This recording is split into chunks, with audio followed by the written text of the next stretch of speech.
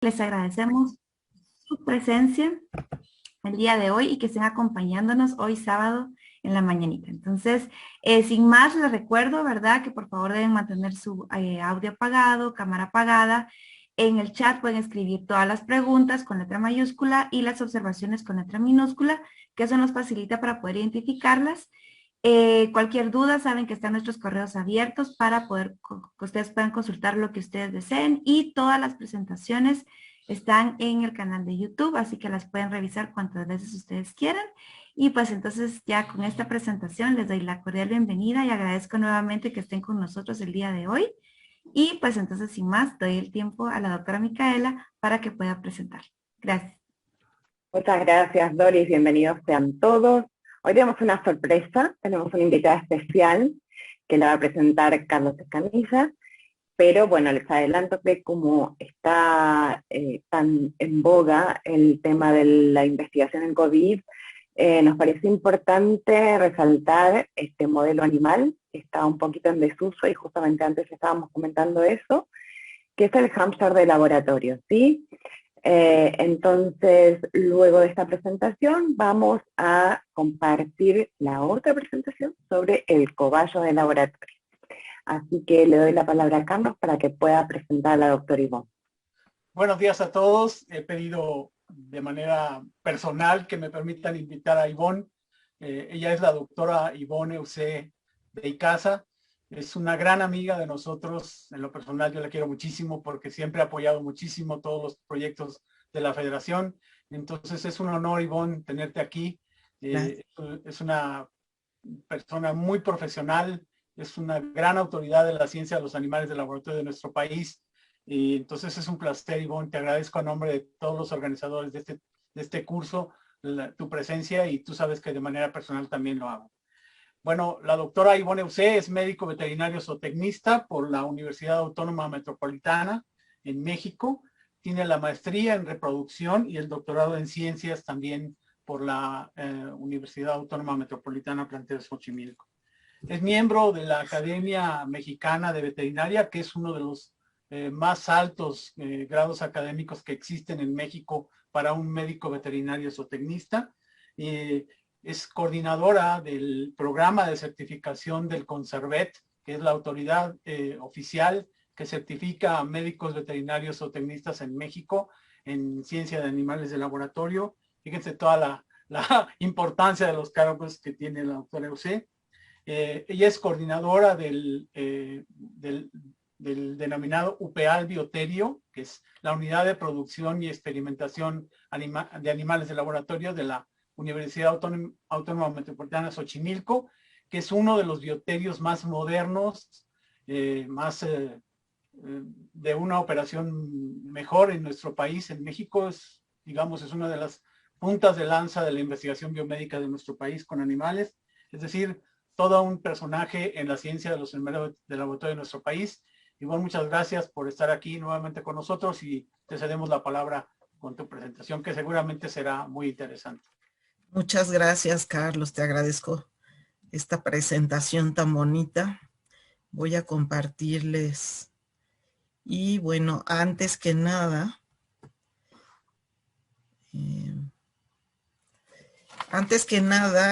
bueno, les mando un saludo afectuoso al Consejo Directivo, a los participantes y a la audiencia que nos hace favor de acompañarnos, ¿no?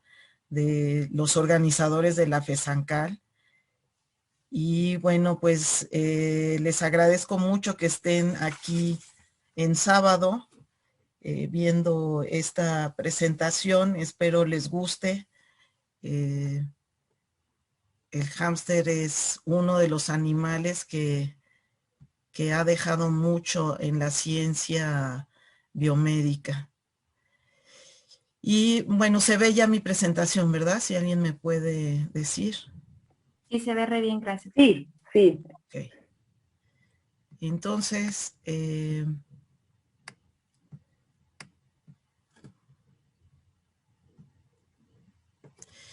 objetivo de esta presentación, me dieron la tarea ardua de que les hablara yo de anatomía, ¿no? pero sobre todo no ver la anatomía, sino ver las diferencias entre otros roedores en la fisiología y su comportamiento, manejos, cuidados, o sea, todo lo que necesitan ustedes saber para llevar una colonia. El hámster, como lo dice su nombre, es sirio dorado, viene de esta parte de Siria, en Alepo, que bueno, pues cuando yo estudiaba no tenía yo mucha idea de dónde estaba Alepo, pero ahora, por desgracia, por todos los problemas que han tenido de guerras, pues se ha conocido mucho. La historia del hámster es bien bonita, es así como un cuento de, de niños, ¿no? Porque el doctor Israel Aharoni, que era el médico del Museo del Zoológico de la Universidad de Jerusalén, encontró en una cueva en las cercanías de Alepo 12 crías con su madre. De estas crías, solo le sobrevivieron un macho y 2 hembras que empezó a reproducirles, y entonces realizaron más recolecciones, y así surge el animal de laboratorio, el hámster. Esto de Israel se llega a Inglaterra en 1931, en el 38 llega a Estados Unidos, y ya para los años 45, 50 ya había una amplia distribución de estos animales como mascota principalmente y como animal de laboratorio. Y en el 2020, en el 2020, está tomando mucha importancia debido a la pandemia, y ahorita lo vamos a ver por qué, por el SARS-CoV-2. Les voy a hablar de usos de la investigación aquí en un cuadrito, pero lo vamos a ir viendo conforme vayamos viendo su anatomía y su fisiología para que no sea tan pesado. Bueno, en 1930, fíjense, desde 1930 ya se empezó a usar en estudios de lepra y leishmaniasis, y en leptospira en el 39, en tuberculosis bovina en el 42, virus del aborto de la yegua, en influenza, y ya para los 50 se trabaja en cáncer, en oftalmología, en inmunología, en rabia. Pero miren, una de las cuestiones importantes del hámster es que se utiliza mucho en cosas de reproducción, porque es la única especie que su óvulo permite que sea fecundado, obviamente in vitro, que sea fecundado por cualquier espermatozoide de cualquier especie. O sea, lo que se hace es, muchas veces se quita la zona pelúcida y se hacen estos estudios. Bueno, también se ha trabajado mucho en esta parte de los abazones, es muy irrigada, y lo vamos a ver más adelante para poner células carcinógenas. Y bueno, en el 2020 les decía del COVID.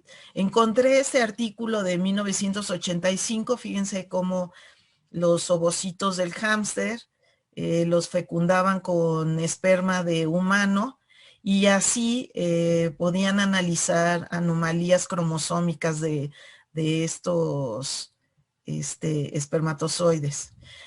El hámster es de las especies que menos se usan, mientras en el ratón son 13 millones de animales, las ratas 4, el hámster es el 0.42. O sea que si lo vemos en una curva de Pi, estaría en esta parte. Es muy poco lo que se utiliza, o sea, muy pocos bioterios tienen hámsters. Pero ahora si ustedes han entrado en la Asociación Americana, en ALAS, han visto que en los forums hay mucha discusión sobre el hámster, pidiendo orientaciones, todo, porque bioterios y jefes de bioterio que nunca habían trabajado con hámster, pues ahora se están viendo en la necesidad por el SARS-CoV-2.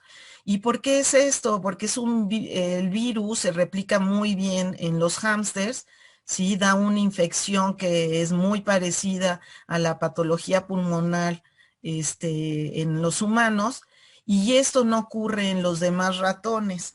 Miren, aquí les pongo, por ejemplo, Merck probó un producto que es un antiviral que está desarrollando, que ya actualmente está en la fase 2 y 3, y vio que realmente este antiviral era eficaz contra el COVID-19. Y no sé si recuerden, pero al inicio de la pandemia se hablaba mucho de utilizar como antiviral, o sea, se les daba a la gente que tenía COVID la hidroxicloroquina. Entonces, en otros estudios que se realizaron en hámster se vio que pues realmente la hidroxicloroquina no contrarrestaba el SARS-CoV-2, y sin embargo el favipiravir sí lo hacía. ¿Qué ventajas tenemos en el uso del hámster en la investigación? Bueno, pues son resistentes, son adaptables, me refiero a resistentes que es muy difícil que se enfermen, y ya vamos a ver las enfermedades. O sea, en realidad las enfermedades son por malas instalaciones y no porque el animal sea muy susceptible. Son adaptables, son dóciles, su manejo es muy fácil, los costos son bajos, pensando en otras especies, ¿no? La talla, por su talla que es pequeña, son prolíficos, los podemos tener notobióticos, libres de patógenos específicos y libres de anticuerpos virales. Obviamente, pues son pequeños y requieren poco espacio. El periodo, una de sus ventajas es que el periodo de gestación es muy corto, es de 16 días, son muy precoces, llegan a las 6 semanas a la pubertad, y bueno, son dóciles si se tiene un buen manejo. En su taxonomía, bueno, en el cirio dorado es Mesocricetus auratus, ¿no? Y esa taxonomía se dio desde 1817. Pero tenemos no nada más el cirio dorado, sino tenemos el europeo, el zungariano, el armenio, el turco, el chino, el de Sudáfrica. Y por ejemplo, en el hámster chino vemos que se le dice que también es un hámster enano, pesa de 30 a 35 gramos, es como si fuera el peso de un ratón adulto. Y vamos a repetir mucho de esto porque el hámster es agresivo, es solitario, no es como los demás roedores que les gusta vivir en colonias, a él le gusta vivir solo. Un ratón, si nosotros lo separamos, tiene estrés por la separación. En cambio, en el hámster le gusta vivir solo, es de vida crepuscular o nocturna, y en el caso del chino se usa para citogenética, para diabetes mellitus y para toxicología. Miren la diferencia de tamaño, aquí les presento la diferencia de tamaño entre el cirio dorado y el chino.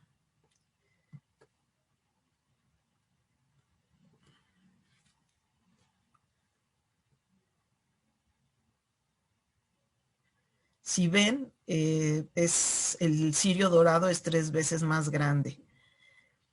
En cambio, el europeo es un hámster muy grande, muy largo, y bueno, vamos a seguir hablando que es agresivo, solitario, a todos les gusta excavar y formar túneles e invernan. El uso en investigación es en carcinogénesis. Y ahorita vamos a ver en qué zonas y por qué es esto. Tenemos el zungariano, miren, está en esta parte de la puerta de Zunguria, está ubicado en Asia Central, entre China y Kazajistán. ¿sí? En las fronteras de Rusia, es de esta parte donde viene el hámster sungariano. El sudafricano se usa en investigación en diabetes y enfermedades infecciosas. Tiene otras características, aparte de lo que ya hemos leído, de que es nocturno. Tiene, si ven, tiene su colita más larga. O sea, le ponen, perdón, le ponen cola larga, pero en realidad es una cola un poco más larga. Sus mejillas, tiene abazones, pero sus mejillas son más chicas y tiene vesícula biliar. Bueno, aquí les pongo un cuadro de otros tipos del tibetano, del rayado chino. Si ven, hay unos con pelo largo, otros de colores crema. Hay 54 especies, variedades y subespecies del hámster.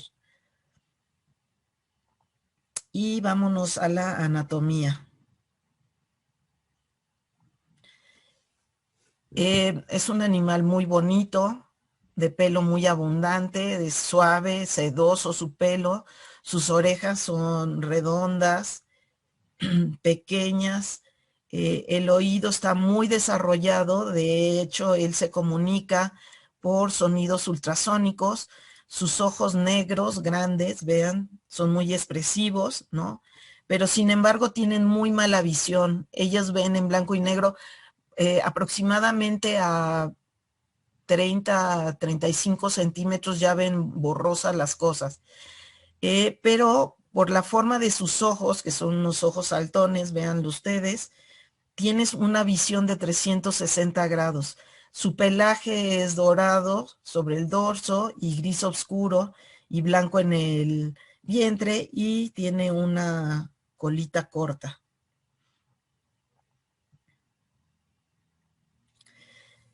Miden de 15 a 20 centímetros y en los jóvenes llegan a tener un peso de 85 a 110 gramos. Aquí miren, les presento un macho y una hembra. Si ven, la hembra es más grande que el macho. En adultos llegan a 220, 240 gramos.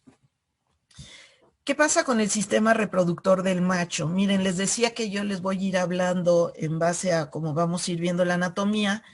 Y, por ejemplo, la próstata es un órgano que es muy utilizado para estudios de reproducción y sobre todo cáncer en próstata en humanos. Yo trabajo con un grupo que investigamos antiandrógenos para evitar cáncer en próstata. La próstata, vean, está atrás de la vejiga y es trilobulada. Es de otro color, es un rosita. Si lo ven acá, aquí estaría la vejiga. Tiene unas vesículas seminales grandes junto con estas vesículas coagulatorias que hacen que se forme el tapón vaginal que conocemos y que ya les han hablado de ellos. En cuanto se cruza, es una forma que nosotros vemos si se formó el tapón vaginal. El epidídimo, vean cómo está cubierto totalmente de esta capa grasosa que le sirve como amortiguador.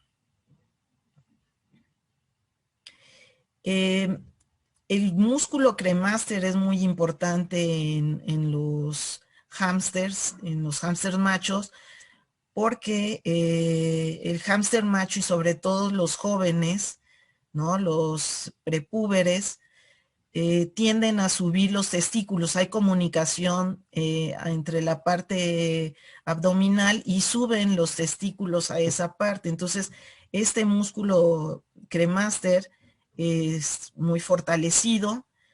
Sus riñones tienen forma de frijol y se encuentra entre la 2 y la 4ª vértebra lumbar. En el caso de la anatomía de la hembra, pues como todos los demás roedores, tiene cuernos uterinos bifurcados, ¿sí?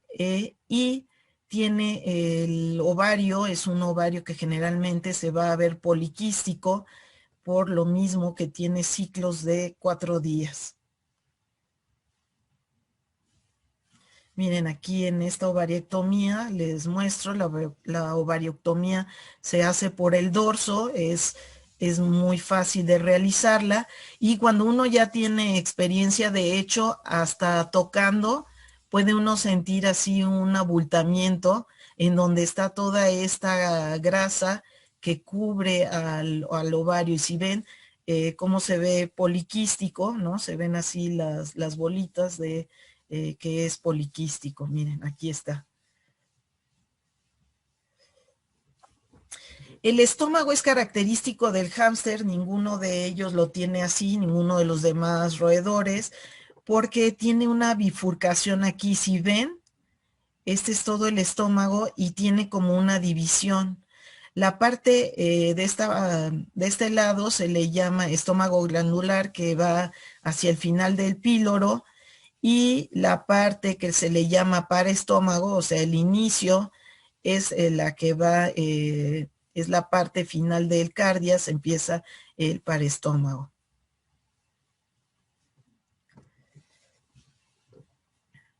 El hígado también tiene características diferentes. Del lado izquierdo es trilobulado, o sea, tiene 3 lóbulos, y el del lado derecho, si ven, aquí se ve un lóbulo y aquí está el otro, es bilobulado. También es diferente los intestinos, y esto es muy importante cuando nosotros ponemos una inyección intraperitoneal, tomar en cuenta en esto, porque tiene un yeyuno muy largo y tiene un ilion muy corto, pero su intestino grueso, todo el intestino grueso, es largo, es mucho más largo a comparación de otros roedores. En los pulmones, el lóbulo derecho, véanlo cómo está aquí, es trilobulado, tiene una zona apical, medio y caudal, y del lado derecho es más pequeño, perdón, del lado izquierdo es más pequeño y está en forma normal. Otra de las características de los hámster que no lo tienen otras especies es las glándulas sebáceas o glándulos de los flancos.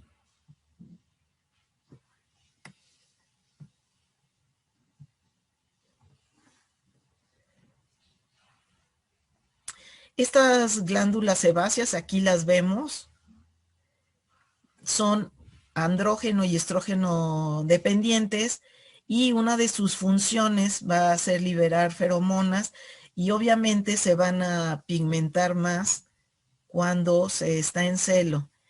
Miren, les decía que estoy en un grupo en donde hacemos estudios sobre antiandrógenos para problemas de cáncer en próstata, y si ven, este es un hámster, que es el testigo. Vean qué grande, aquí mide 5 milímetros la glándula, vean qué bien pigmentada está, y aparte se le ve todo un aro. Ellos se frotan las paredes de la jaula, frotan el encamado, se frotan entre ellos, ¿no? Para liberar las feromonas, vean. Y vean que se le puso un antiandrógeno, cómo desapareció. Esto mismo también lo veríamos cuando se utilizan antiandrógenos, o se va a ver un producto si es antiandrógeno o no, con la próstata. La próstata se reduce impresionantemente cuando se le pone antiandrógeno. Entonces, así uno puede tener un testigo que se le pone finasterida, que es un antiandrógeno, y el otro producto, para el producto que se está probando para ver si funciona. Miren, aquí les enseño uno, vean cómo esta glándula del flanco desapareció casi por completo. O sea, aquí ya no se puede ni medir, ¿sí? Este sería un hámster normal. Otra de las cosas otra de las anatomías que tiene el hámster y no tienen otros roedores son los famosos abazones o bolsas de los carrillos. Están en la zona de los cachetes, va desde el inicio de la boca hasta los hombros. Miren, si ustedes ven aquí, se expanden de 4 milímetros hasta 20 de ancho, ¿no? Y ahí puede transportar alimento encamado, su nido, pero también si ve que hay riesgo, puede transportar a sus crías ahí. Tiene una capacidad para almacenar alimento y una cuestión importante es que son sitios inmunológicos privilegiados, ¿sí? O sea, aquí es donde se hacen los trasplantes de tumores, porque vean qué irrigado está. Entonces, esta es una parte que para investigación es muy importante. Entonces vamos, aquí les tengo un video para que vean todo lo que se puede meter. Esto es una mascota, pero vean con qué habilidad y qué facilidad tiene para almacenar el alimento y todo lo que le puede entrar en estos abazones.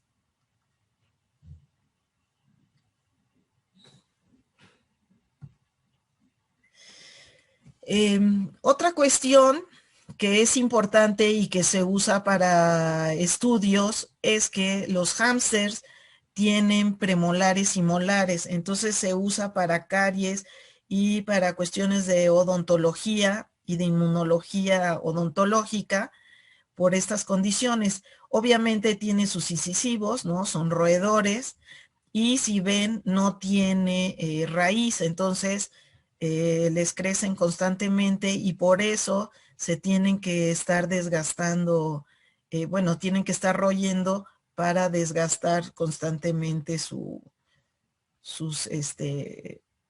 dientes, sus incisivos. Una de las cosas que me gustan y es en todos los roedores y espero que me inviten a darles una plática es sobre las vibrisas y el sistema vibrisal que se conoce. Este es un sistema sensorial táctil del hámster, ¿no? Y en general de los roedores que le da la orientación espacial, ¿no? Son sensores. Yo les digo que es como si fuera un GPS. Hay varios tipos de vibrisas, unas están superorbitales, otras están en la parte baja, otras en la parte de la nariz. Y esto es una inteligencia táctil a medida que se mueve y navega por su entorno. O sea, él no tiene una buena vista, pero tiene muy buen olfato y tiene estas vibrisas que le dicen, ¿no? Las distancias, si hay una pared, si ya se acabó, por ejemplo, una mesa, no sé, un escalón, ellos todo lo miden con las vibrisas. De tal forma que los folículos vibrisales hacen una transmisión al nervio trigeminal, ¿no? Y hasta el tallo cerebral llega para tomar varios caminos hacia el cerebro. Entonces, miren, vamos a ver aquí un videíto. Las vibrisas actúan entonces como una extensión del sistema nervioso central, ¿no? Y son con vías nerviosas, vean cómo aquí se van a empezar a activar, vean aquí él ya está viendo distancias y está coordinando cómo va a hacerlo. Van directamente la vibrisa al cerebro del animal.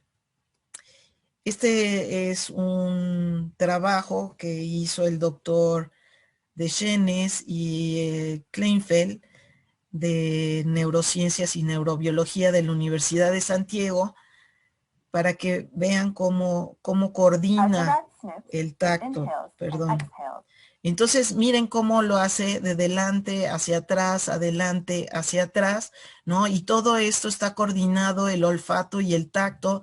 Mueve su nariz de derecha a izquierda, de derecha a izquierda, y mueve la cabeza de arriba hacia abajo. Entonces, ahorita lo vemos todo junto, ¿no? Se los mostré de uno en uno, pero vean cómo lo hace. Pero además vean cómo está coordinando la parte de, perdón, vean cómo está coordinando la parte respiratoria, o sea, todo esto va junto con la parte respiratoria y el olfato. O sea, hay una percepción integrada del mundo que le rodea de esta forma.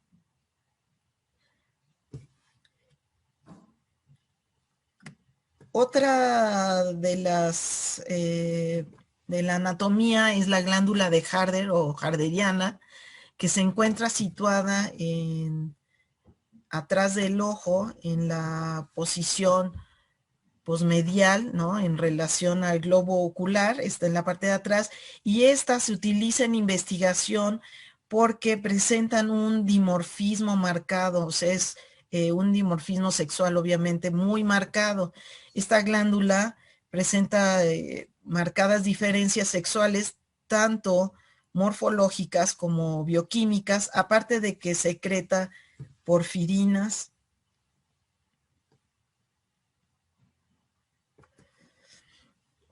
El hámster es un escapista nato. Y bueno, este no es un video de un hámster, pero si esta rata lo hace, el hámster lo hace 50 veces mejor. Les voy a poner el video.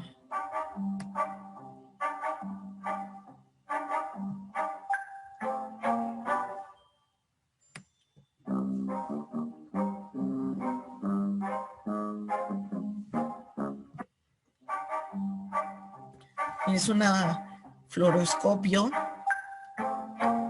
y vean cómo mueven y cómo pueden meter la cabeza sin ningún problema. Bueno, el hámster todavía tiene la capacidad de ser más versátil y más flexible y poder aplastar más su cabeza para poder pasar por cualquier lado. Miren, vean aquí. Vean cómo lo va haciendo.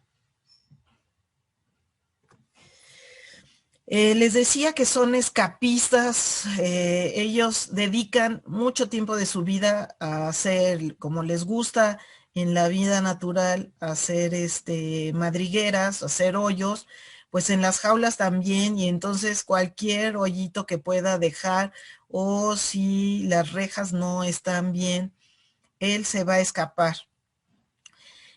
Pueden recorrer 9 kilómetros en 24 horas y algunos bioterios, ya sea por investigación o por enriquecimiento, ya hay jaulas que tienen estos sistemas de las ruedas para que ellos corran, y bueno, estas son las que conocemos para mascota, que también en algunos bioterios, no de este tamaño, pero sí les ponen algunas como enriquecimiento.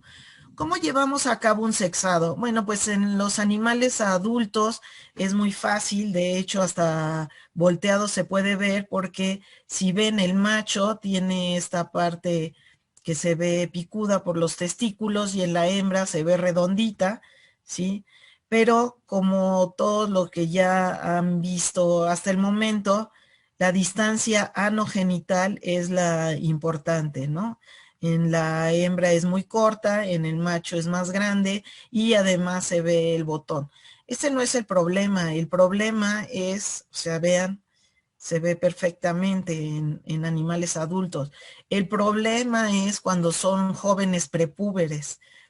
Ahí es donde empieza todo, porque los machos mantienen la mayor parte los testículos contraídos, o sea, lo que les hablaba del músculo cremaster, y esta retracción de los testículos se va a la zona, hay comunicación en la zona abdominal, ¿no? Inguinal abdominal. Y entonces si ven, ¿no? Pues no se ve aquí el testículo porque lo retrae. Entonces, por la distancia anogenital.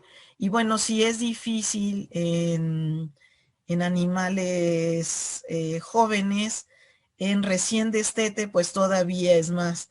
Aquí podemos ver el botón peniano, ¿no? Este botón que vemos, y la distancia genital. Realmente tiene uno que estar bien capacitado para que no se le vaya a uno, una hembra por un macho.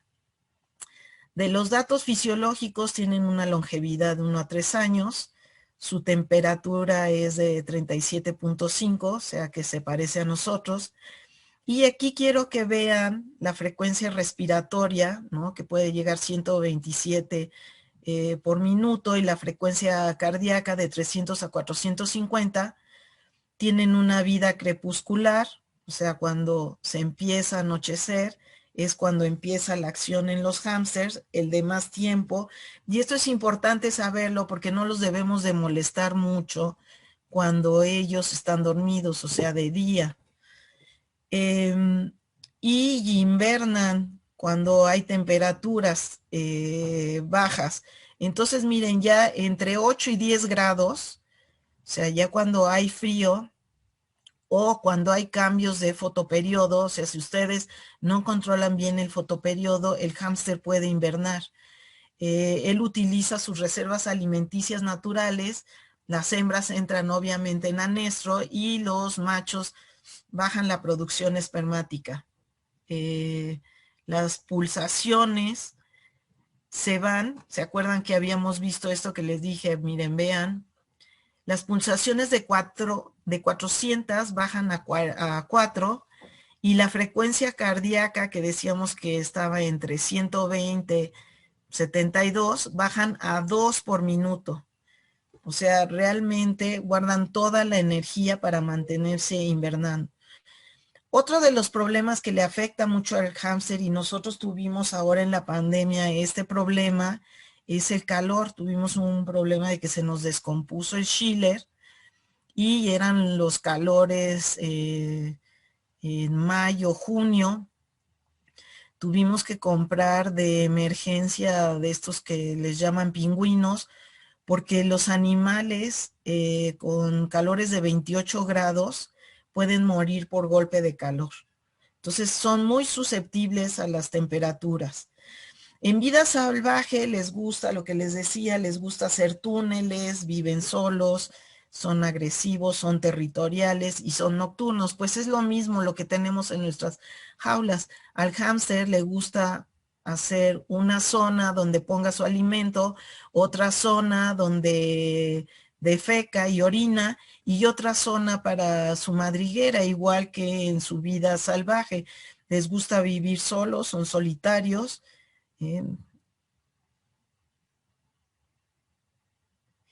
De las características de la orina, sus requerimientos de agua son muy bajos, porque acuérdense que estos son animales del desierto.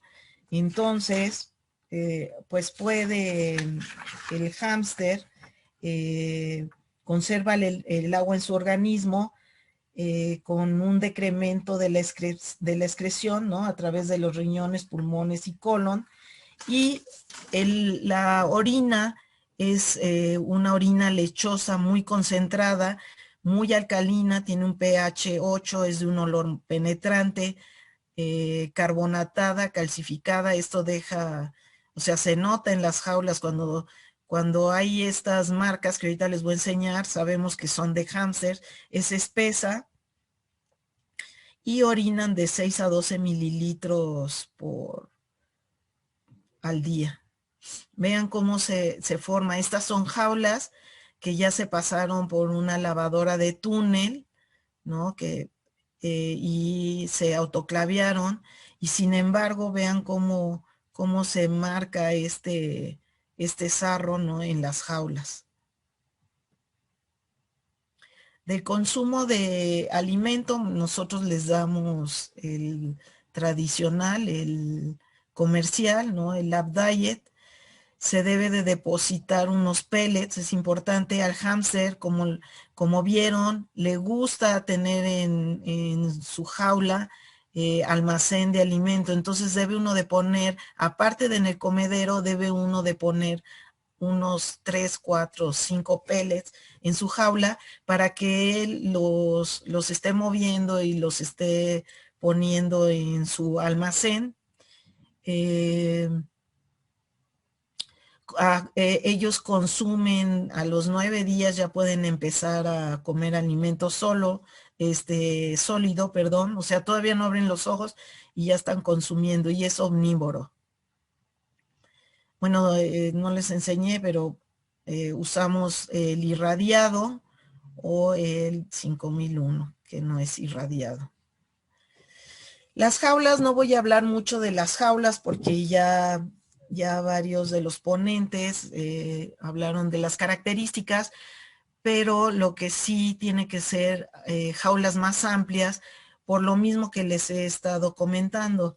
Les gusta tener una esquina que sea su almacén, otra de madriguera y en otra que es, así por decirlo coloquialmente, su excusadito, ¿no?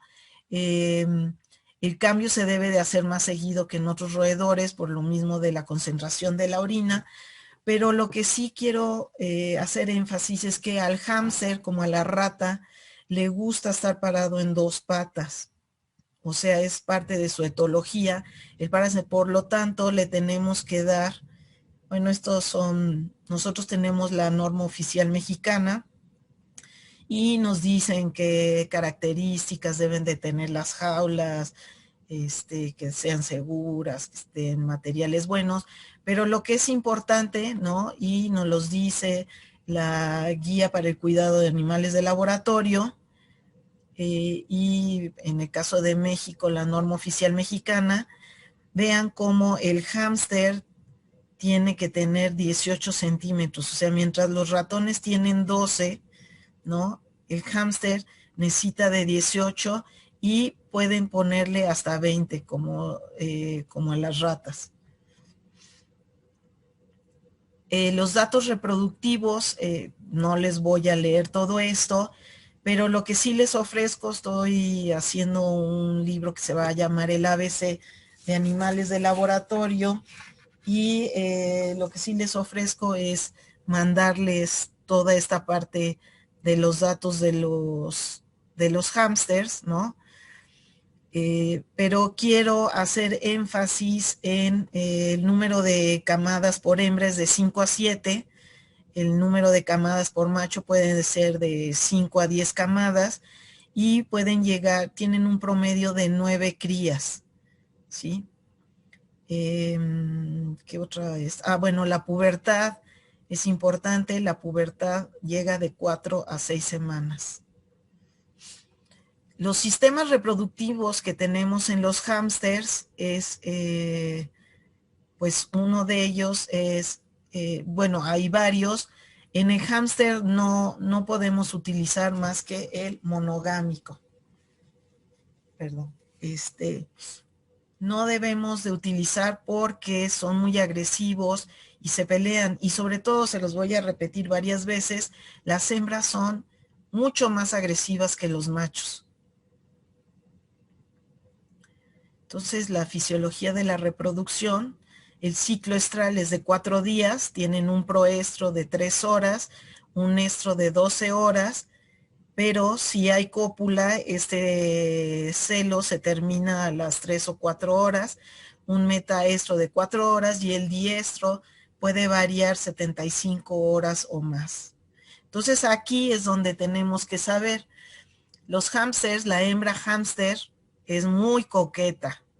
O sea, yo creo que de los roedores es el que más tiempo le invierte a toda esta parte de atracción sexual. Entonces tienen varias etapas, una que es la atractividad, que empieza a ver los cambios morfológicos y fisiológicos en el área genital, ¿no? Como enrojecimiento de la vulva. Hay producción de feromonas, las hembras marcan la zona, y hay un preludio para interactuar. Pero luego viene la parte más bonita, que es la proceptividad. Y entonces la hembra interacciona con el macho y tiene patrones característicos de comportamiento, como es movimiento rápido de cabeza, o sea, se sacuden, ¿no? Se sacuden, les ponen las patitas, tienen una posición enconchada. Todavía no estoy hablando de lordosis, ¿no? Pero ya le está llamando, se acerca, lo huele. Hay vocalizaciones ultrasónicas que vamos a ver. Le coquetea, o sea, le coquetea y lo apapacha y lo llama. Y después viene la etapa de receptividad, que ya es con una lordosis, pero la lordosis en el hámster es muy característica, porque no es el encurvamiento que se tiene en las demás especies, sino aquí el hámster tiene rigidez en las piernas y la cola. Ahorita vamos a ver, miren aquí la proceptividad, vean, le hace con su patita, lo huele, con su hociquito, le mueve la cabeza, ¿no? Le sacude la cabeza, todo para llamar su atención. Así como es de encantadora cuando está proceptiva, es una malvada porque es muy agresiva cuando no está receptiva. Las vocalizaciones ultrasónicas, las que llamamos de llamado de apareo, son llamados cortos de 55 a 70 kilohertz, ¿no? Y estas las llevan a cabo las hembras y los machos. Y en el caso del macho, pues es más básica su comportamiento sexual, ¿no? Hay una inspección anogenital, intromisión, eyaculación y vocalizaciones ultrasónicas, que ya vimos que son estas vocalizaciones que son de 55 a 70 kilohertz y que las producen los dos mientras están en toda la etapa de proceptividad. Es muy interesante cómo se lleva a cabo toda esta parte del hámster, porque, bueno, y en general de los roedores, porque tienen intervalos de intromisiones de 10 segundos, o sea, entran, salen, después hay la duración de las intromisiones es de 2.4 segundos, la eyaculación es 3.4 segundos, y el intervalo post-eyaculatorio es de 35 a 90 segundos. Pero todo esto que les estoy hablando, estas intromisiones, eyaculación, esto es una serie y ellos llegan a ser de 6 a 8 series, ¿no? Entre una serie y otra hay un periodo refractario temporal y ya cuando llegan a todas estas, miren, entonces está toda en el macho la inspección anogenital. Si vean cómo es la característica, la lordosis de la hembra, vean cómo está plantada, ¿no? Y aunque uno la mueva, ella está totalmente rígida para sus orejas hacia atrás y la colita también la va a levantar. Y vean cómo se lleva a cabo. Esto que vieron, o sea que se ve muy rápido. Esa es una serie. Ellos, para acabar, tienen que terminar 6 o 8 series.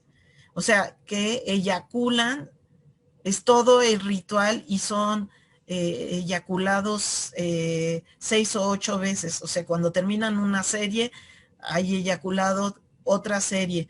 Bueno, entonces tienen su periodo refractario, que el periodo refractario lo conocemos como la incapacidad fisiológica por el macho para reiniciar actividad. Ellos tienen dos tipos de periodos, uno que es el relativo, porque el relativo va a ser entre serie y serie, ¿no? Descansan un poco y vuelven a empezar otra serie. Y tenemos el absoluto, que es de le va a tomar ya como 30 minutos para recuperarse después de esas 6, 8 series y volver a empezar otra tanda de series. Todo esto generalmente se lleva a cabo entre las 6 y las 9 de la noche. En el periodo refractario, el macho, solo el macho, tiene llamados largos, vocalizaciones ultrasónicas de llamados largos de 22 kilohertz.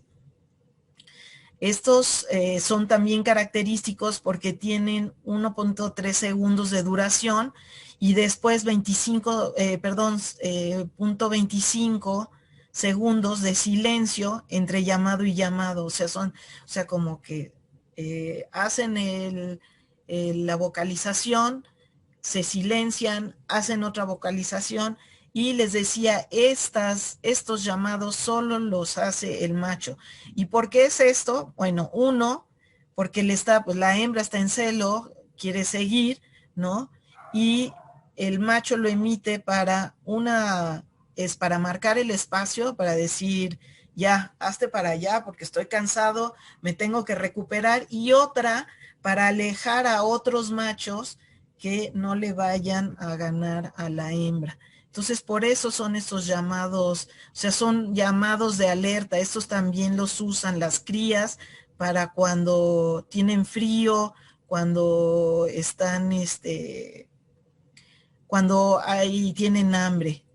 Entonces, ¿cómo se da todo esto? Pues se da la investigación, ¿no? De ambos. La hembra es receptiva, tiene esta lordosis características y se da el apareo. Si por el otro lado la hembra no está receptiva, que esto es muy importante para saber cuándo meter a los machos, a la hembra con el macho o no, bueno, si no está receptiva va a atacar y va a lastimar severamente al macho. O sea, las mordidas que les dan son severas, los dejan, pueden llegar hasta castrarlos, pero sí los dejan muy maltratados. Vean cómo esta hembra, ¿no?, está atacando al macho, lo está mordiendo porque no está receptiva. Nosotros hemos trabajado desde hace muchos años con enriquecimiento ambiental dándoles manzana y esto nos ha ayudado cuando las metemos en apareo, que sean distractores para la hembra y para el macho, para que la hembra no sea tan agresiva y nos ha dado muy buen resultado. La eyaculación es 0.01 a 0.02 mililitros y pueden tener 180,000 espermatozoides por milímetro cúbico. Los espermatozoides también son característicos, vean, son muy bonitos porque son como ganchitos y requieren mucha energía para su movimiento porque vean el tamaño de la cola que tienen, es mucho más larga esta cola que en otras especies.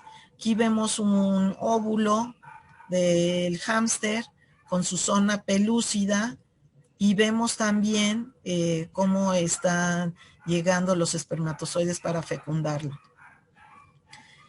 Las hembras pueden reproducirse a una edad temprana, como les decía, llegan a la pubertad a las 6 semanas. Sin embargo, yo no recomendaría esto. Nosotros nos esperamos a que tengan por lo menos 8 o 10 semanas para empezar a meterlas en apareo. Y lo que sí recomiendo es que el macho sea mayor de edad que la hembra para garantizar camadas más grandes, sobre todo cuando ella es primeriza, y además que sean machos. Si es una primeriza, que sea un macho que ya sea que ya esté entrenado, ¿no?, para que la hembra no lo rechace. Entonces pueden tener más o menos un peso de 120 gramos. A nosotros nos gusta que ya anden como por los 150 gramos. Acuérdense que el apareo, y se los voy a repetir varias veces, es monogámico por la agresividad de la hembra. Para el encuentro del macho con la hembra, les recomiendo poner en la jaula por lo menos 2 horas antes al macho para que realice el marcaje. ¿sí? Y generalmente este apareo, les digo, se realiza al atardecer, ¿no? A partir de las 6 a las 9 de la noche. Entonces se deja a la hembra con el macho. Bueno, hay varios tipos de sistemas de reproducción. Nosotros realizamos que dejamos a la hembra con el macho durante 5 días y así garantizamos, no importa en qué parte del estro esté, generalmente está empezando uno, pero cubrimos dos estros, ¿no? Y lo manejamos con zanahorias, con manzanas, con distractores para que no lo lastime. Pero y hace poco leí una jefa de bioterio, creo que era de San Diego, en el fórum de Alas, que hablaba que tenía una crianza de 2000 hámsters y ella diario checaba 500 animales.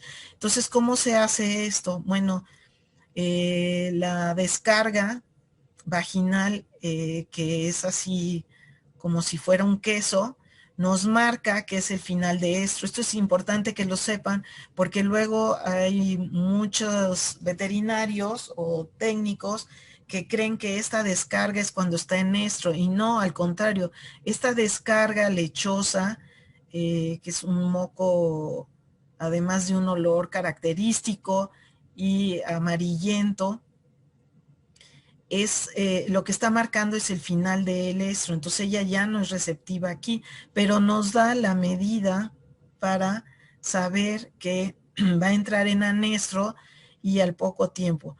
La que debemos de meter es cuando es esta descarga, que es como es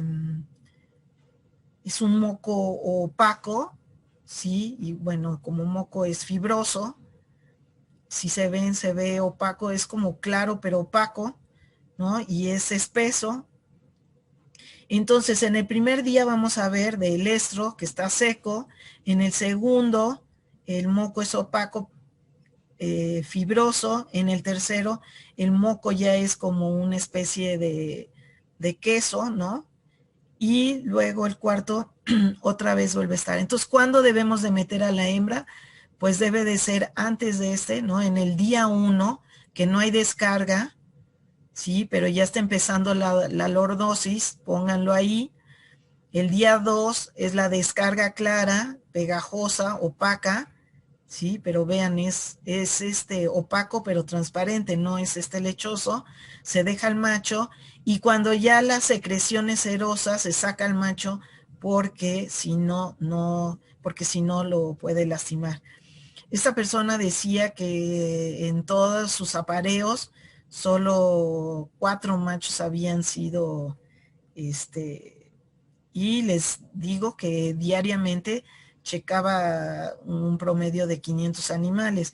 Esto se necesita mucho manejo, se necesita tener gente especialmente para eso, ¿no? Pero funciona muy bien. Digo, si es una colonia muy grande, pues aquí ella hablaba que tenía 3 gentes para estar haciendo. La implantación y la embriogénesis, la implantación del óvulo es al 6º día después del coito y la embriogénesis es muy rápida porque acuérdense que son 16 días de gestación, o sea, es el roedor que más corta tiene la gestación. Entonces, después de 36 horas, ¿no? Ya empieza la embriogénesis. Entonces, esto es lo que les explicaba aquí viendo las curvas, es el punto de estrógenos, ¿no? Ya después va a ser la bajada por la progesterona.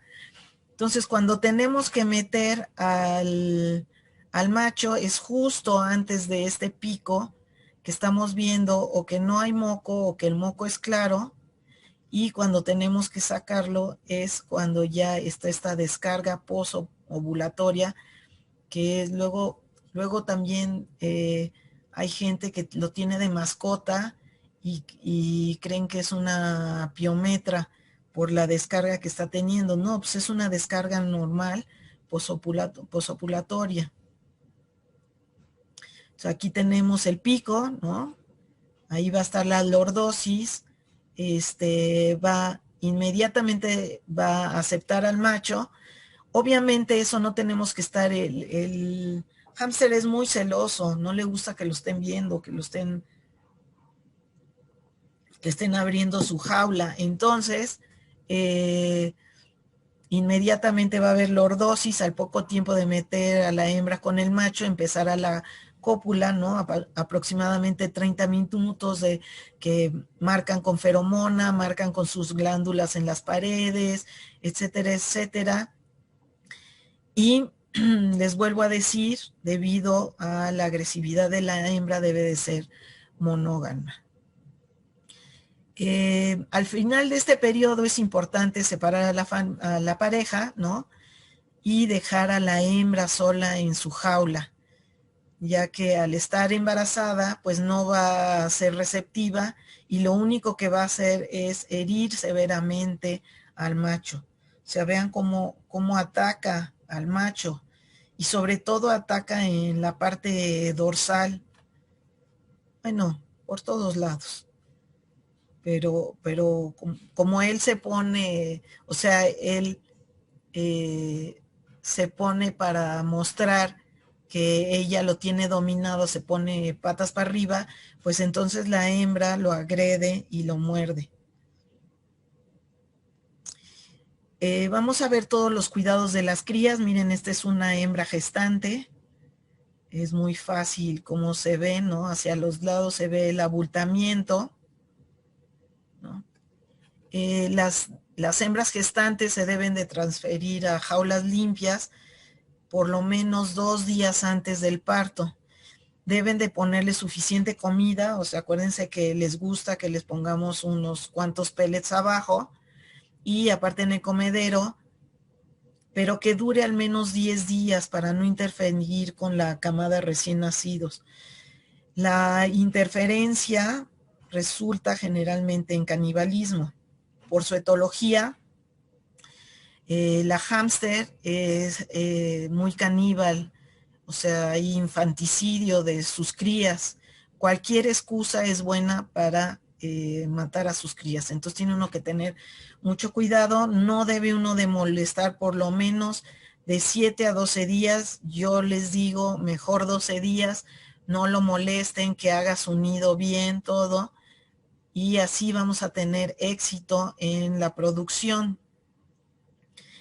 Abren los ojos a los 15 días, les empieza a salir pelo a los 2, 3 días, tienen incisivos funcionales, desde que nacen tienen sus incisivos funcionales, empiezan a comer sólido a los 10 días, o sea, todavía no abren los ojos y ya están comiendo sólido, y el destete es a los 21, 25 días. Hay gente que prefiere destetarlos antes, porque la hembra luego muchas veces ya están a punto de destetar y los mata. Yo prefiero dejarlos más tiempo y trabajar con enriquecimiento ambiental. Entonces, miren, las orejas las abre a los 5 días, la vagina a los 10 y los ojos a los 15. Llegan a la pubertad a las 6 semanas aproximadamente. De 6 a 8 semanas llegan a la pubertad. Les decía que sobre todo las primerizas es muy común, o sea, como parte de su etología, que maten a sus crías. Cualquier excusa es buena. Hay que trabajar mucho con enriquecimiento ambiental y con el manejo. Si por alguna razón antes de los días que les sugiero que no cambien la jaula o ya pasaron los 10 días, 12 días y quieren cambiar, tómenlo con todo el nido completo, lo toman con todas las crías y el nido y lo pasan, pero además antes sus guantes imprégnenlos con la misma encamado, ¿no? Froten sus guantes con las excretas, con todo para que no cambie el olor y sobre todo traten de no, de agarrar el nido completo para no tomar a las crías. Habíamos en otras pláticas ya les habían dicho de las categorías de las conductas. Bueno, en hámster tiene estas conductas de mantenimiento, o sea, su acicalamiento es impecable, son muy limpios, ¿no? Yo creo que ocupan el 85% de su vida que no duermen en acicalarse. Les gusta anidar, les gusta hacer hoyos, les gusta rascar. Van a ver que las esquinas les encanta estar rascando en la esquina, ¿no? Hasta romper y hacer un hoyo. Cavan, roen. Y las interacciones sociales, pues aquí les gusta, más bien son solitarios, ¿no? Entonces, para materiales de nido, de enriquecimiento ambiental, hay varios, ¿no? El que les recomiendo es que sean los que son ocupacionales, que es súper recomendable, ¿no? Proveerles de estos materiales porque a ellos les gusta mucho formar su madriguera, ¿no? Es como parte de su crianza el formar. Miren, aquí unieron algodón junto con el encamado. Este es un chip de mayor tamaño, pero ellos, estos son los materiales que nosotros usamos en la universidad. Los que tienen el lapicito que les marqué son los que más nos gustan, ¿no? Este viene de Estados Unidos, no es caro, pero pues realmente nosotros ponemos, esterilizamos las toallas de cocina y nos queda muy bien. Ahora hay unas que tienen unas texturas muy afelpadas, muy ricas, entonces les funciona muy bien. Nuestro favorito son estos algodones compactados, ¿no? Pero si ven, hay gran variedad que ustedes pueden utilizar, o bien les ponemos estos iglús, les encantan, los deshacen todos. O sea, el iglú se mantiene completo unas cuantas horas porque después ya todo. Antes le poníamos, antes cuando los cubrebocas no eran caros, poníamos estos. Ahora que están tan caros, pues obviamente ya no lo hacemos. O si no, si ven, estos son los portavasos, ¿no? Que dan en las cafeterías. Los cortamos en 4, si no pueden importar estos de Estados Unidos, pues estos funcionan bien, o los tubos de papel de baño, nada más se esteriliza. Entonces miren cómo les entretiene.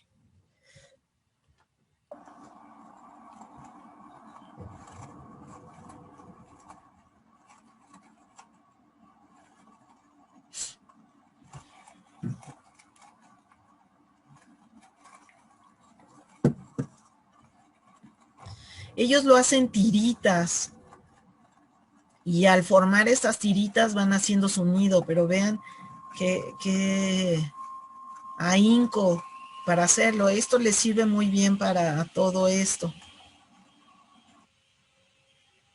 Y miren todo lo que se pueden meter.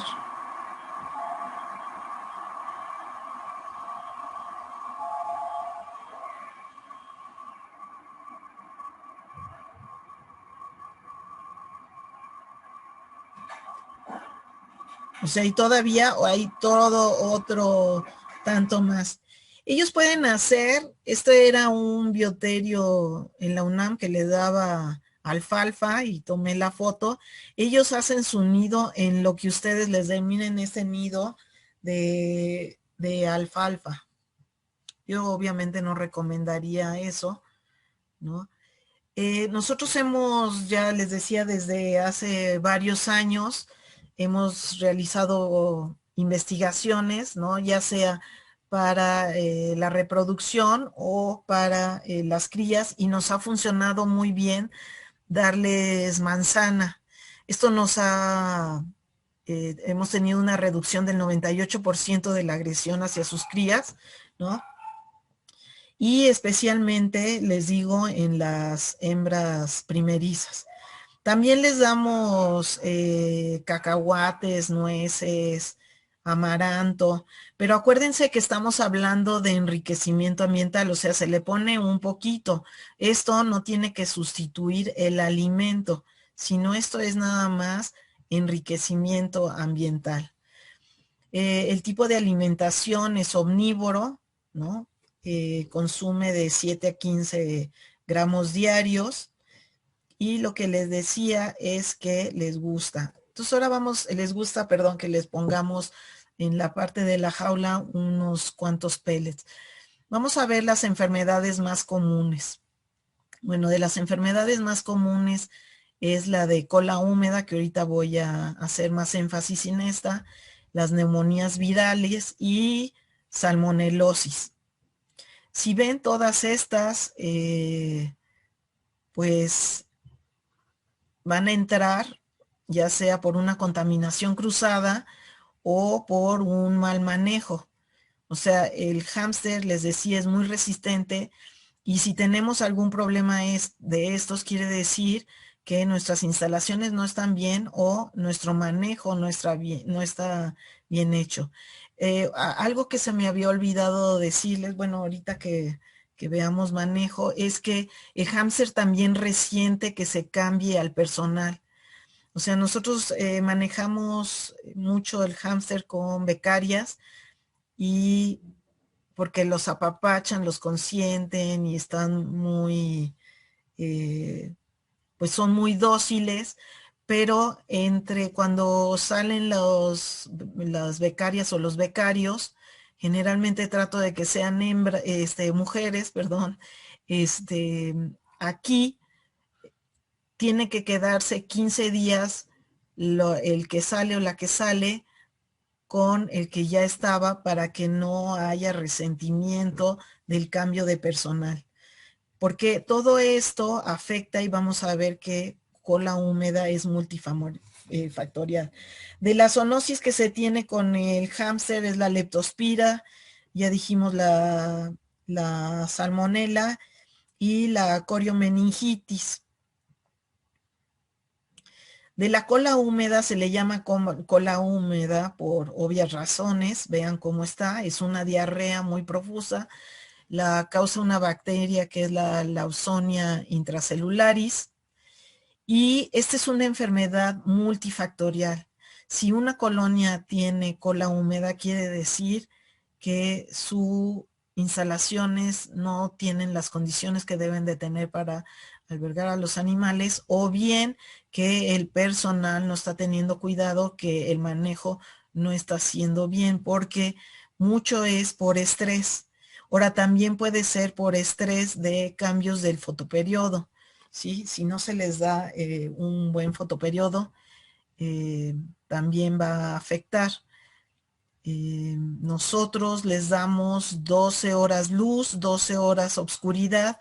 Hay autores que dicen que debe de ser 14 horas luz, 10 de obscuridad. A nosotros nos ha funcionado muy bien 12-12, y he tenido en Estados Unidos discusiones con algunos investigadores, y les he dicho que, pues, que me den datos de por qué dicen eso, ¿no? Pues sobre todo cuando manda uno artículos, dicen que no debe de ser 12 horas luz, 12 horas oscuridad, pero realmente no se tienen datos científicos de por qué cambiar más. Nos funciona muy bien 12-12.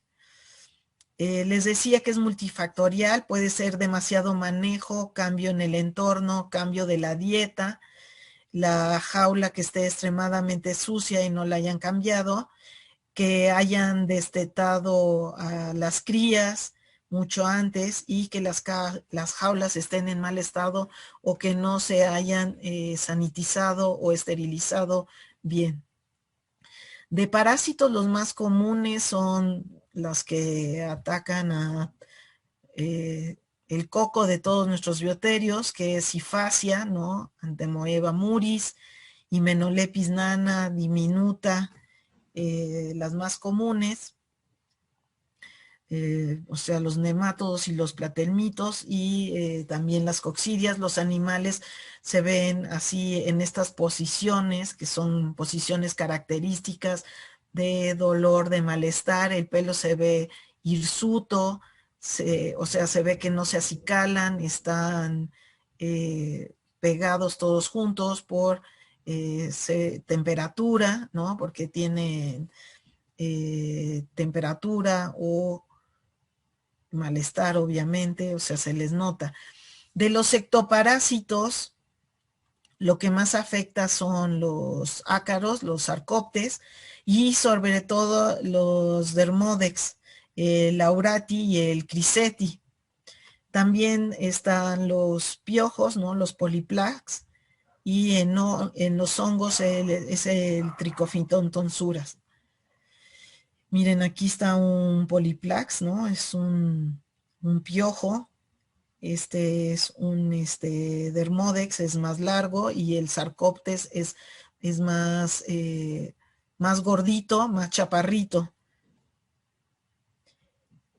Les decía que hace unos días en el Open Forum de ALAS, una persona preguntaba que qué se puede hacer para controlar este tipo de sarna, ¿no? La dermódex, esta dermódex aurati y criseti, y Richard Marble le contestó que aparte de las lesiones que se veían en la piel, también podía dar neoplasia, enfermedad renal crónica, podían obviamente, pues tienen malestar, hay mala nutrición, y este puede ser un factor, o sea, el dermódex es típico de que hay un sistema inmune deprimido. Este puede ser por edad avanzada o bien porque por estrés también, ¿sí?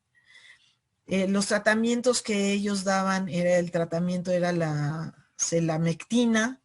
Aquí en la diapositiva se me fue, está más abajo. Yo lo que recomiendo para todo esto, no hay como la ivermectina. La ivermectina es lo mejor que puede haber. Acuérdense que el dermódex le gusta estar mucho más profundo. Luego uno puede hacer los raspados, y si no lo hace muy profundo, porque se mete al folículo capilar y son más profundos que los otros ácaros. Este es más largo, miren lo que les decía. Cuando tenemos sarna, piojos, todo eso, quiere decir que el bioterio es así como casi ciérrenlo, porque está en las peores condiciones. O sea, el tener este tipo de ectoparásitos es un signo y un síntoma de que ese bioterio está en muy malas condiciones. O sea, que no tienen buen manejo, no, las instalaciones no son las debidas, etc. Nosotros mandamos a Index Bioanalytics para hacer el monitoreo, ¿no? Los perfiles serológicos. Tienen uno básico y uno más amplio, ¿sí? Pero básicamente pues serían eso, ¿no? Plasmodio, con coriomeningitis, reovirus aviar, paramyxovirus,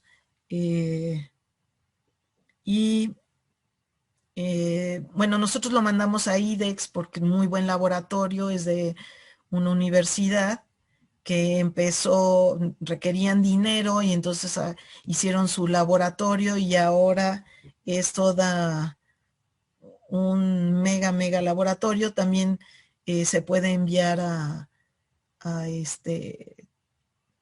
Charles River, ¿no? Y aquí les presento cómo es. No voy a meter mucho en esto, les quería yo enseñar. Es muy fácil ahora, o sea, se puede mandar el suero o simplemente una gota de sangre en estos microsamplers que le llaman, y se envía por correo. En cuestión de 3 días se tienen todos los datos. Y bueno, así certificamos que nuestros animales son SPF y libres de anticuerpos virales. ¿Cómo tenemos la identificación? Pues tenemos los tarjeteros por muescas, vamos a irlos viendo. Podemos hacer, esta no es invasiva, entonces tenemos la las marcas con plumón, pueden ser de diferentes colores. Las muescas, yo prefiero, miren aquí tenemos las muescas, yo prefiero hacerlas con estas tijeras que con los clips, porque con los clips se queda uno los dedos muy adoloridos, ¿no? Después de 4 o 5 ya los aretes, y ahora hay unos aretes muy, muy padres, miren aquí, si se ve, es este ratoncito que viene con un código QR, y entonces al poner el aparato que nos da las lecturas, ¿no? El lector nos da, o el chip, miren aquí está el tamaño del chip de un cerillo, comparado con un cerillo es muy pequeño. La sujeción y el manejo que llevamos a cabo, hay varias formas. Esta a mí me parece muy buena, que es con toda la mano. Obviamente, pues las uñas deben de estar cortas para no lastimar a los animales. Vean. Y también usando 3 dedos, sobre todo para cambio de jaulas. Hay autores que les gusta hacerlo de esta forma, o la forma tradicional que se usa para las ratas. A mí no me gusta mucho esta forma, me parece mejor. Miren, para el cambio de jaulas debe de ser muy sutil, con mucho cuidado. Y pues entonces tomamos el animal, si son adultos podemos poner la mano abajo de él para que no todo su peso esté sobre, jalándole la piel, ¿no? Y lo depositamos suavemente. Hay otros investigadores o gente que trabaja en bioterio que le gusta con un trastecito tomarlo, o con las 2 manos. Cualquiera de estas formas es buena. Toma de muestras. Ya me tengo que... la toma de muestras, bueno, con cargarlo, él defeca y podemos tomar las excretas, la orina. Si están dormidos y los despertamos, inmediatamente orinan, entonces es muy fácil para no tenerles que meter. Tenemos este muestreo. A mí el que más me gusta es el seno retroorbital, pero requiere anestesia. Y bueno, para tomar, aquí les dejo esta tabla. La punción cardíaca debe de ser con anestesia y debe de ser un procedimiento terminal. Tienen que saber bien sobre los tamaños y las formas de las agujas para todos los procedimientos que se vayan a llevar a cabo. Acuérdense que el AG siempre es el grosor. Si son sustancias muy espesas, pues no pueden usar grosores delgados porque se les va a tapar. La punción cardíaca es en la parte final del esternón. A nosotros también nos gusta hacerlo en la parte lateral. Tienen un corazón grande, es fácil, tiene que ser con anestesia. El del seno, el animal está anestesiado. Y vean, o sea, se ve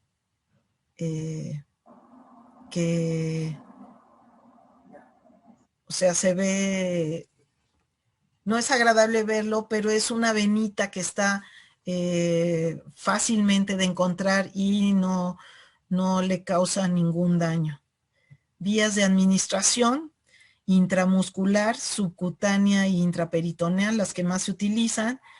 Y les pongo aquí cuánto es el volumen que debe de ser. Vamos a verlo de una en una. Perdón que me vaya yo más rápido, pero ya estoy en tiempo. Para la intramuscular debe ser en los cuádriceps, evitando el nervio ciático.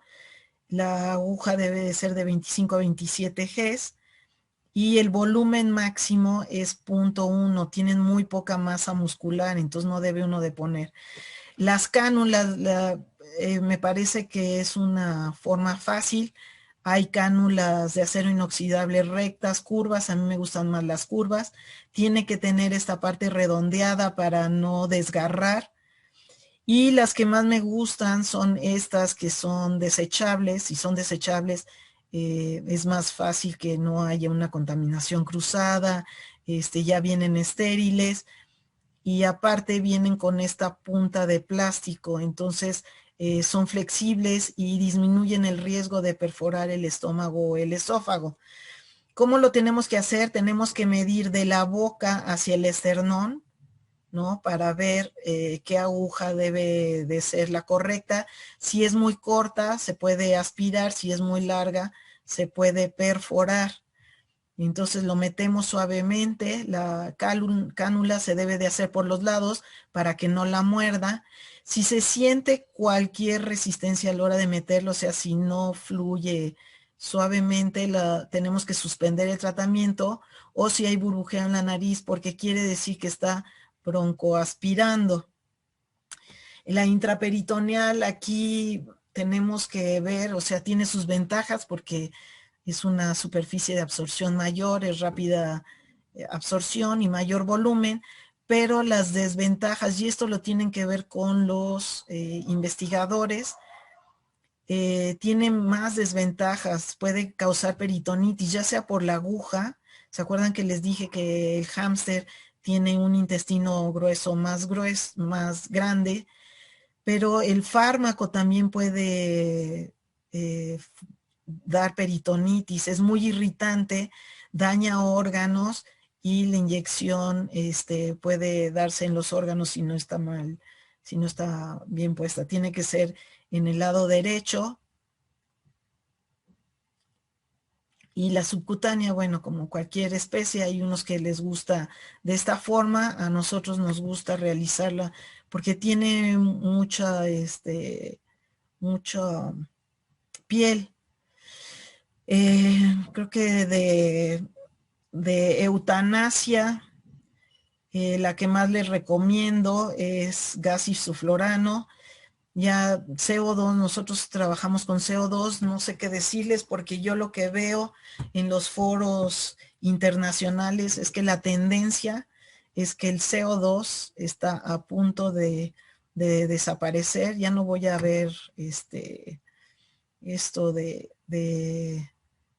la sedación, que ya se me fue el tiempo, pero pues lo mejor es el isoflurano, la ketamina, gilosina es el mejor en químicos, ¿no? Y es igual que en las otras especies. Bueno, ya. Entonces, ¿qué les recomiendo? El manejo continuo de los hámsters, les permiten que sean más manejables, dóciles, que no muerdan, que no se enojen. El enriquecimiento ambiental es básico para el hámster, o sea, si en todas las especies es importante, en el hámster es algo primordial para evitar la agresividad. Ya no podemos estar trabajando en bioterios que tienen malas instalaciones, malos equipamientos, todo eso. El respeto a los animales debe de ser desde un inicio, teniendo las jaulas adecuadas y garantizándoles el bienestar del animal. Y bueno, agradecer a todo mi personal, a toda la gente que trabaja conmigo. Aquí en esta foto pues eran nada más los que estábamos la semana pasada. Por la pandemia no estamos yendo diario todos. Sin ustedes no somos nada. O sea, los jefes podemos ser muy salsas y sentirnos que no sabemos todo. Sin la gente que nos ayuda y la gente que está con los animales durante 8 horas trabajando, cambiando, viendo y que nos dice qué es lo que está pasando, sin ellos no somos nada. Entonces, pues agradezco todavía más que tomen este curso, que se capaciten y que estén aprovechando estas oportunidades de certificarse. Muchísimas gracias.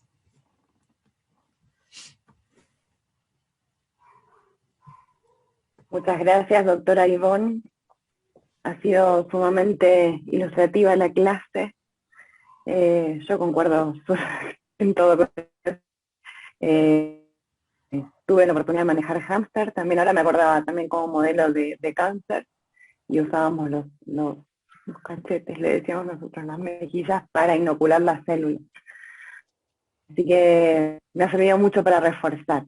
Tenemos algunas preguntas en el chat. Tenemos un poquito de tiempo, así que vamos a hacerlas. Vamos a hacer después unos 5 minutos de break y seguimos con el cobayo de laboratorio. Preguntan, ¿debe ser el mismo macho en todos los apareamientos? ¿Deben estar toda su vida en una jaula solos para su alojamiento? Sí, deben de estar solos. Es más, machos que hayan estado en apareamiento no los deben de juntar porque acuérdense que ya tienen feromonas de las hembras y entonces dijimos que su característica era una, les gusta vivir solos, son solitarios y dos, son muy agresivos. Entonces ustedes juntan los que pusieron con otras hembras y pues entonces, pues se van a morder. Ahora, si no tienen espacio, nosotros lo que hacemos es ponerles talco, ¿no? Un talco perfumado de bebé para que no les haga daño. Y entonces eso evita que las feromonas que tuvieron. Y lo que sí, si ven ahí el sistema intensivo que se va bajando al macho en los ratones, en el hámster yo no se los recomiendo, porque como tienen esta parte de la agresividad de la hembra y todo, como que hay que dejarlos descansar, por lo menos déjenlos descansar una semana y vuelven a meterlos. Son muy prolíficos, ¿eh? Y muy cogelones también. Así es que no se preocupen por eso. O sea, ya vieron, o sea, hacen 8 series y tienen un periodo de descanso y vuelven a empezar otras 6, 8 series. O sea, ahí sí que aprovechan el tiempo, son unas cuantas horas, ¿no? Pero realmente las aprovechan. Y la cantidad de espermatozoides es buena. Muchas gracias. Hay varias preguntas que se refieren todas a lo mismo, que es cómo se procesa el material de enriquecimiento de las camas antes de colocarlas en las jaulas. ¿Cómo sé qué, perdón? ¿Cómo se procesan? Por ejemplo, ¿se esterilizan con un autoclave de vapor? Sí, nosotros esterilizamos todo. Nosotros esterilizamos todo, los conos, todo, que lo que entra y el alimento es irradiado si son en las colonias abiertas, usamos el 5001 que no viene irradiado. Si son en los microaisladores, usamos alimento irradiado. Pero aunque el alimento no esté irradiado, todo lo que se usa es esterilizado. Las jaulas, el encamado, el enriquecimiento, todo lo esterilizamos. Sí. Preguntan por qué ya no es el CO2 el método de excelencia o el preferido para la eutanasia. Pues los últimos paneles que ha habido, que he estado sobre eutanasia, se están cuestionando que realmente no es tan maravilloso como se decía, que no sufrían los animales, que sí tienen angustia. De hecho, pues muchos de nosotros combinamos un poco de oxígeno con CO2 para que vayan durmiendo, pero se ha visto, han hecho mediciones de hormonas de estrés, ¿no? Y se ha visto que la liberación de todas estas hormonas se ven presentes. Entonces, pues ha habido muchos cuestionamientos y yo lo que veo es que en unos cuantos años el CO2 va a ser uno de los que se van a quitar, ¿no? Así como ha habido anestésicos, antes se anestesiaba con pentobarbital y ahora está prohibidísimo, ¿no? Lo único que sirve el pentobarbital es para eutanasia. Entonces, pues así van cambiando las cosas. Muchas gracias. Y hay varias preguntas, las voy a agrupar en una, que tienen que ver con el manejo reproductivo en cuanto a genética. Si hacen cruzas endocría o exocría. pues eso depende de cada bioterio y sus necesidades. O sea, el hámster, lo mejor es que sea exocría, porque entre más variabilidad genética haya, pues es mejor, van a tener más crías. Pero si ellos requieren que sea endocría, nosotros lo manejamos exocría, o sea, al azar, y entre más abierta esté la variabilidad genética, es mucho mejor, o sea, son más resistentes, hay más producción de crías, pues todo, hasta el tamaño y todo se ve afectado cuando es una endocría. O sea, si no lo requieren, realmente no vale la pena. Claro, sí, de todas maneras. Muy bien, hasta aquí llegamos con las preguntas. Le damos las gracias nuevamente a la doctora Ivonne, espectacular, y bueno, como siempre esta charla va a quedar grabada para que la puedan ver y rever cuantas veces quieran.